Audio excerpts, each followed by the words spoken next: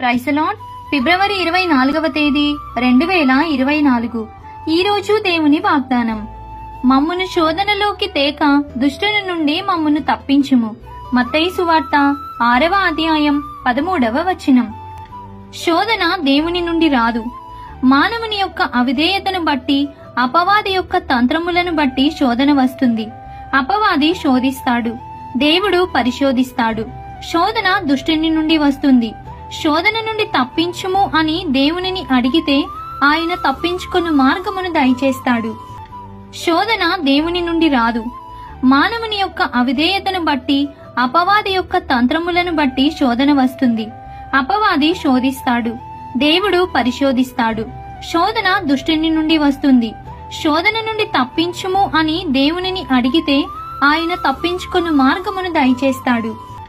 శోధన దేవుని నుండి రాదు. మానవుని యొక్క అవిధేయతను బట్టి, అపవాది యొక్క తంత్రములను బట్టి శోధన వస్తుంది. అపవాది శోధిస్తాడు, దేవుడు పరిశోధిస్తాడు. శోధన దుష్టుని నుండి వస్తుంది. శోధన నుండి తప్పించుము అని దేవునిని అడిగితే ఆయన తప్పించుకున్న మార్గమును దయచేస్తాడు. శోధన దేవుని నుండి రాదు. మానవుని యొక్క అవిధేయతను బట్టి, అపవాది యొక్క తంత్రములను బట్టి శోధన వస్తుంది. అపవాది శోధిస్తాడు, దేవుడు పరిశోధిస్తాడు.